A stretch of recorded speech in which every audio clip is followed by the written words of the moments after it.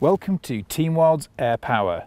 Now this week we're in Rockport, Texas, and we brought the Benjamin Rogue 357 air rifle out to hunt feral hogs with a very good friend of mine, Joshua White.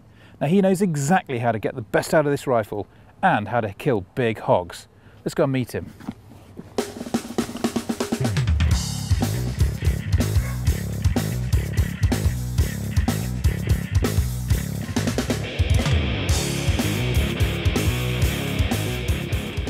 Hey Joshua. Howdy, howdy. How are you doing? Good. Now you can't see what's in here at the moment, but this is a Benjamin 357 Rogue big bore air rifle. Now you've had a little bit of experience shooting one of these bad boys, haven't you? I have a lot of experience shooting one of those, and I probably have more experience shooting that than Crossman has. Good, good. Well, I need some help with it, but you don't just shoot air guns. Your work, your job, your life is all about killing feral pigs, is that right? Right. All right. We are government contractors. We work for government agencies along with private agencies to control feral pig numbers. And you have lots of different ways of hunting pigs. Obviously you use air guns in some places, but also the dogs. That's one thing you're particularly famous for, is hunting yes. dogs. The reason we use the dogs is the dogs are a proactive approach. See, hunting and trapping, in my opinion, is that's a stationary approach. You have to wait for a pig to come to you. The dogs have a nose and they use it really well. So you can find pigs completely out of sight. Pigs that you would never be able to stalk close enough to get a shot on. Pigs that are too smart to go in a trap.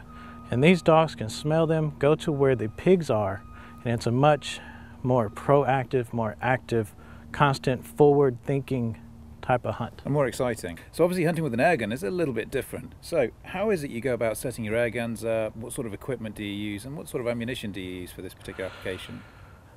We use the air guns with a night vision setup on them in conjunction with handheld FLIR cameras.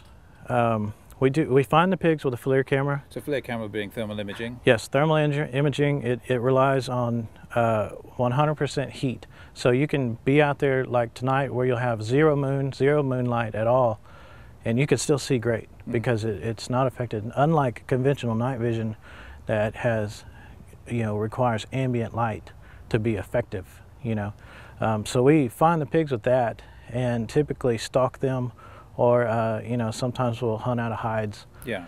Now I know that you've used the Rogue quite a lot. You've already said you probably know more about it than Crossman do, but also you've made a few minor modifications to the rifle that help you use it at night. Right. So hopefully you can help us do that. Yeah. We've got a NiteSite NS200 night vision unit, which is a little bit different from something you might have used before. It actually fits onto the scope. We're going to show you how to fit that bad boy up. But you've also got your own selection of ammunition as well that you found works pretty well. Yeah. What I found on the Rogue is the size of the bullet really matters. You have to fit the bullet to the bore, and you'll improve your accuracy there. And then certain types of bullets that gun just tends to like. Certain designs, If you can give me a hand setting up my rifle, I'll give you a hand shooting your ammunition. How's that sound? Yeah, sounds good. Cool. Lead on. Yeah.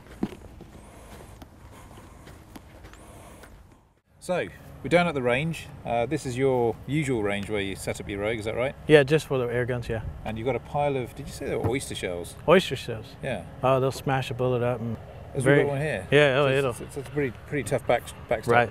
I've already ranged it with the binos. It was 51 yards. 51, perfect. Yeah, which I think is just about right. Yeah, we've got a variety of different ammunition. And what's this impressive looking piece of machinery here? This is a 4,500 PSI or 300 bar air hog tank. This is sold mainly here in the U.S. Because there's not a lot of options for filling these guns in the U.S. You have lots of different types of ammunition here, not just the standard nozzle stuff. And this stuff is made specifically by you by Hunter Supply, is that right? Right. So kind of talk us through what you've got here. I've got the 158 Pentagon hollow point. Yeah. Right. This has a kind of a pentagon-shaped hollow point instead of your typical round hollow point. Have a look? Yeah. We've had really good luck with this bullet. We've killed a lot of pigs with that bullet. They make those just for us. Yeah. For our Rogues. So does that deform at the end? Does that cause a lot more surface area on impact? Sometimes. The problem you run into with air guns is just velocity. I mean, and I've had that with the Rogue. With the 145s, that ballistic tip, the polymer tip does come off, which does allow for a much greater surface area, but it doesn't deform to any great extent. Well, see, we like this because it's already, you know, if you were to pull the tip out of the 145, it would already be about that size when it hits. I've got some 67 grain round balls. These are great for raccoons, coyotes, extremely accurate out of the Rogue. This is the most accurate load I've ever shot out of the Rogue. How about that? Perfectly, like a musket ball. Yeah, just a musket ball. You could put 2 in the Rogue and fire 2 at a time. Yeah, we'll give that a go. We might do that. And then I have the 190 grain. These big bad boys here. This particular bullet is my bullet of choice if I'm sitting in a hide and I know the distance. Yeah. It is heavy and it only moves about 700 feet per second out of the Rogue. But 190 grains. 190 grains. At 700 feet per second. That's still a lot of power. Yeah, it's still a lot of power. That's. So what would be the drop off for say 50 yards and say 100 yards with this particular bullet? We typically zero at 50 with our air guns. And at 100, you're about 6 inches low. Right. Okay. So a high shoulder shot would put you drop into the engine room. Right in the engine room. So we're going to be trying a little bit of everything today, are we? Yeah, we're just going to see what your gun likes. Okay. You know. My gun likes being shot. Yeah. So we like to shoot. Oh, do you, Maestro?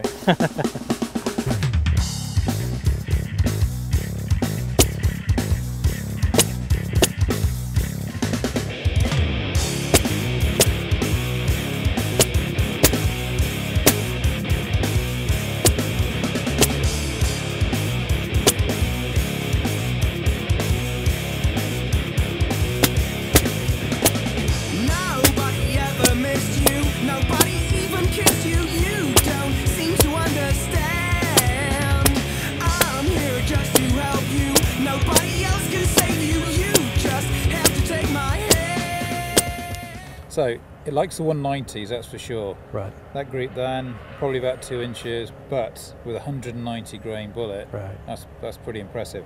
Now the first 3 shots fell about 2 inches high. By the time I got to the 4, it just dropped onto the bullseye a little bit further below. So we know if we're going to be shooting 70, 80 yards, that's going to be about spot on. Yeah. So what we're going to do now is get it set up with the NiteSite, and then we're going to see if you can shoot a group with a NiteSite for 50 yards. How's that sound? Sounds good.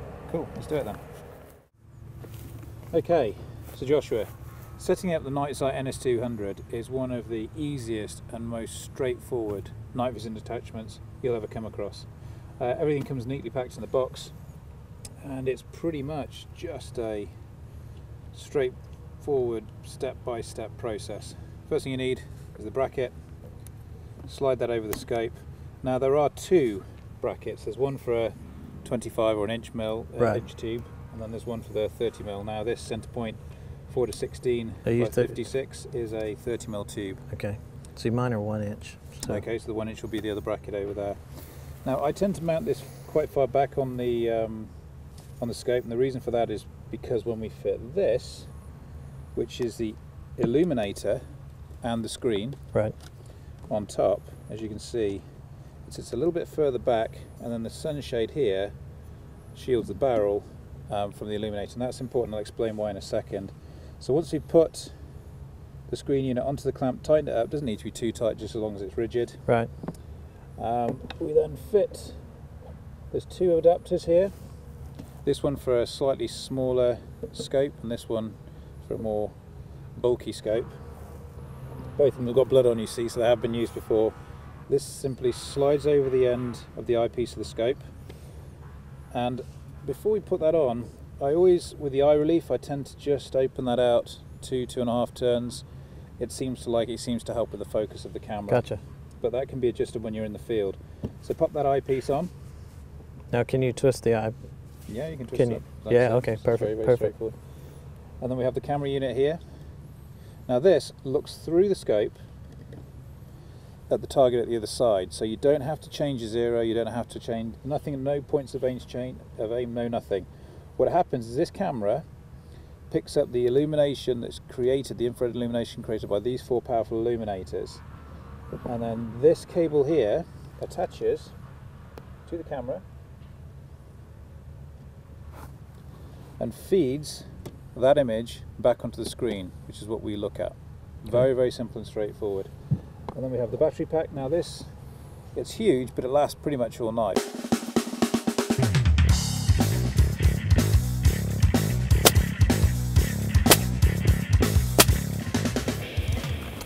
So, that's some pretty good shooting, I would say. Right. Now, the first shot came here, which is exactly where we want it to be, just a little bit high. These two shots are perfect. That one's a little bit wayward, Right. maybe a little bit wobbly off the sticks, do you think? So, but everything in that circle is a dead pig, right? Right, yeah, that's about the same kill zone. So, in terms of this height, that's about 2 inches high. With these 190s, that gives us a little bit of a drop. So would you still place it on top of the shoulder there, or would you probably go for the Yeah, mid-shoulder. mid-shoulder? Yeah, just aim right in the center of the shoulder, and you should be good. If he's at 50, you'll still hit him good. If he's at 75 or 80, you'll still hit him Hit him good. perfect. So are you pleased with this? Yeah. How did you find it shooting with the NiteSite off the sticks? I thought it was great. Yeah.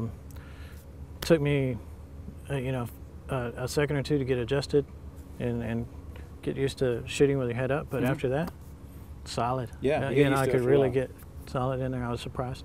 Good. So we know it's shooting straight. We know that the NiteSite works. All we need to do now is go and find us a hog. Tune in next week to Team Wild's Air Power and see what we can bring down out there in the fields. Joshua, lead the way. Let's go. Subscribe to Team Wild TV to keep up to date with everything airgun in our brand new show, Team Wild's Air Power.